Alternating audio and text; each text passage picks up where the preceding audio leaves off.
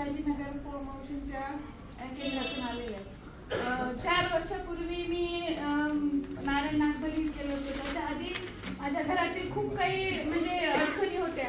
आज माझी जाऊ पण इथे आलेली आहे। माझं 93 ला लग्न झालं तेव्हापासून म्हणजे मला इस्टेट वगैरे सगळी मिळाली होती माझ्या सासरची वगैरे, पण ते काय कारणास्तव पितृदोष म्हणावं की अजून काही त्या कारणाने ती माझ्याकडे इस्टेट पण नाही झालेली।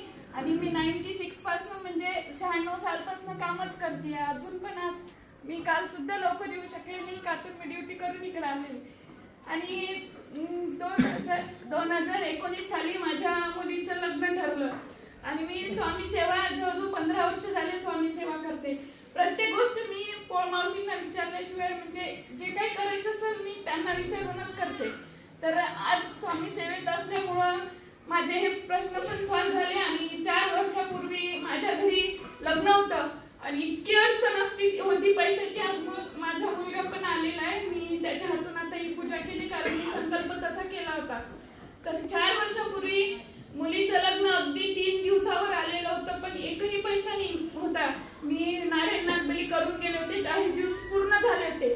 40 दिवसानंतर मी गुरुजींना फोन केला की गुरुजी असं असं आहे, अजून पण माझी म्हणजे पैशाचं कुठलंच काम नाही झालेलं आहे। तर गुरुजींनी मला एक गणपतीचा म्हणजे उपाय सांगितला, तर तो माझ्या लक्षात नाही आहे। तर गणपतीचा उपाय सांगितला, त्यांनी सांगितल्याप्रमाणे मी केलं। बरोबर 3ऱ्या दिवशी ज्या दिवशी चतुर्थी होती, चतुर्थीच्या दिवशी माझ्या घरी मी म्हणजे हे केलं होतं, 9 जणींना पूजा केली होती, म्हणजे देवीची पूजा ठेवली होती त्या दिवशी। का तर 3ऱ्या दिवसावर लग्न होतं म्हणून पहिले देवीचं स्वाशीत जेवण घालायचं ठेवलं होतं। तर त्या दिवशी जेवण वगैरे झालं आणि पैशाची तर अडचण होती। मी स्वामींवर सगळ्या गोष्टी सोडवल्या होत्या की स्वामी जे काही आहे ते तुमच्या हातात आहे, आता हे लग्न कसं पार पडायचं काय करायचं हे तुम्हीच ठरवा। तर त्या दिवशी सगळं झालं ना, आम्ही असं सगळे बसलो होतो, गावावरून पाहुणे पण आलेले होते, माझ्या बहिणी वगैरे सगळे। आणि स्वाशने जेवण घालायचा कार्यक्रम झाला दुपारचा सगळा। आणि संध्याकाळच्या वेळेस आम्ही बसलो, पैशाचं नाही काही, माझी मुलगी पण टेन्शन मध्येच होती। तर माझ्या मुलीचा मैत्रिणीच्या मिस्टरांचा मित्र त्यांनी अचानक म्हणजे थोडा 8 दिवसापूर्वी मागणी टाकली होती पैशाची अशी, पण त्यांनी पण नकारच दिला होता।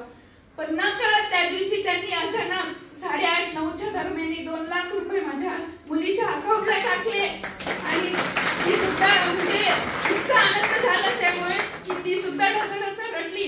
आणि मग त्या दिवशी आम्ही त्याच रात्री 9:30-10च्या दरम्यान लगेच किराणा भरायला गेलो आणि लगेच म्हणजे सगळी तयारी केली 2ऱ्या दिवशी लग्नाची वगैरे। आणि ते तिथून 4 वर्षानंतर परत आता गेल्या वर्षी माझ्या 2ऱ्या मुलीचं लग्न झालं। तर आज 4 वर्षात माझी एवढी काही परिस्थिती बदललेली आहे। आज माझा मुलगा 12वी पासून म्हणजे जॉब करत होता, म्हणजे पहिले ऑफिस वर होता, नंतर तो अकाउंट मॅनेजमेंट मध्ये आला, म्हणजे मॉल मध्ये जॉब करतो। ते करता करता त्याला मला हॉटेल मॅनेजमेंट करायचं होतं, पण पैशाच्या अभावी मी नाही करू शकले त्याला। पण त्यांनी त्याच्या स्वतःच्या हिमतीवर सगळ्या गोष्टी केल्या। आज तो IT मध्ये जॉबला आहे आणि आज तेही काम करतो आणि हेही काम करतो आज त्याच्यात।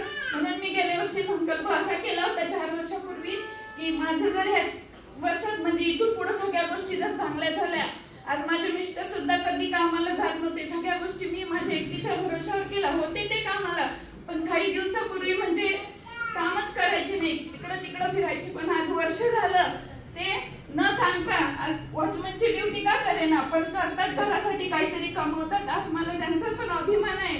आणि आज माझा मुलं चांगली निघाली आणि या 4 वर्षात माझ्या सगळ्या गोष्टी व्यवस्थित सगळ्यांनी पण जॉबला आहे IT मध्ये। आणि माझा म्हणजे ह्या 4 वर्षात खूप काही बरोबर गेल्या महिन्याच्या 20 तारखेला माझ्या मुलीच्या लग्नाला 4 वर्ष पूर्ण झाली। तर म्हणून मी संकल्प केला होता की इथून पुढचं 4 वर्ष